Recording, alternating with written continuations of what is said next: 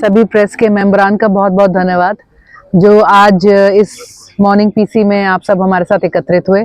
सबसे पहले तो आप सभी को और मेरे साथ यहाँ उपस्थित सभी कैंडिडेट्स और उनके साथियों को होली की बहुत बहुत शुभकामनाएं। कल ही रिजल्ट्स आए हैं अंबाला कैंट में, जो हमारा सदर का एक परिषद का जो चुनाव हुआ, और इस चुनाव के अंदर 32 वार्ड्स में हमने 30 में अपने कैंडिडेट्स उतारे थे और हमारी तरफ से एक निर्दलीय चेयरमैन कैंडिडेट मनदीप कौर जी भी मैदान में उतरी थी। तो हम यही कहेंगे कि जनता का जो कल हमारे को फैसला सामने आया है, हमारे 4 कैंडिडेट्स जीते और इसके लिए हम जनता के बहुत आभारी हैं। और साथ ही में ये कहते हुए हमें बहुत खुशी है कि हमारी चेयरमैन कैंडिडेट को पोल्ड वोट शेयर में से लगभग 34% 34.17% वोट शेयर मिला, जो हम समझते हैं कि बहुत ही सम्मानजनक और उत्साहजनक है। हमारे कैंडिडेट्स को पूरे पोल्ड वोट्स के अंदर तकरीबन 31.5% के करीब पोल्ड वोट्स मिले, जो कि हम समझते हैं अगेन कहीं ना कहीं दिखाता है कि विपक्ष के रूप में हम और हमारी टीम लोगों का भरोसा जीतने में सक्षम रहे थे। आज हम प्रेस के माध्यम से सभी अंबाला वासियों का इस चुनाव के लिए धन्यवाद करते हैं। हम जनता का मत और जो उनका फैसला है उसे स्वीकारते हैं, और ना केवल अपने जीते हुए कैंडिडेट्स को बल्कि विपक्ष के भी सभी जीते हुए कैंडिडेट्स को हम शुभकामनाएं देते हैं। हम उम्मीद करेंगे कि आगे चलते हुए अगले आने वाले 5 साल के अंदर ये सभी कैंडिडेट्स, चाहे वो हमारे हों चाहे किसी भी पार्टी के हों, एक निष्पक्षता के साथ लोगों के नुमाइंदे, लोगों के और इलाके के कैंडिडेट्स बनकर अपने इलाके को आगे ले जाने का काम करेंगे।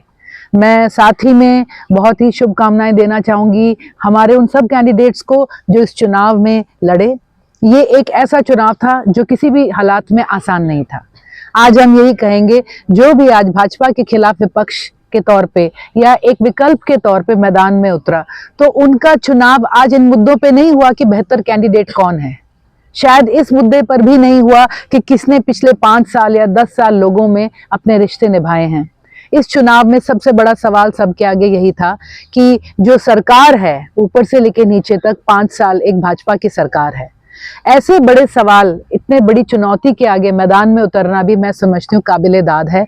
इसके लिए मैं सभी साथियों को, उनकी टीमों को, उनके परिवारों को तहे दिल से सराहती हूँ।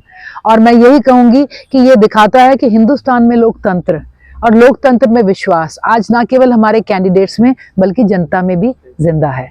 मैं अपने साथियों का आभार व्यक्त करते हुए यही उम्मीद रखती हूँ कि आने वाले टाइम पर वो अपने इलाके की नुमाइंदगी और अपने इलाके के पक्ष में हमेशा मैदान में रहेंगे।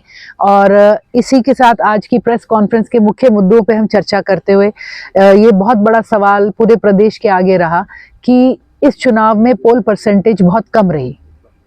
तो इसके लिए हम ये ज़रूर कहेंगे कि इलेक्शन कमीशन से हमारा एक सवाल भी रहेगा और एक इसके अंदर हमारी एक शिकायत कहीं या रिक्वेस्ट भी रहेगी कि बहुत से लोग जो उस दिन वोटिंग करने गए उन्हें अपने बूथ ही नहीं मिल पाए।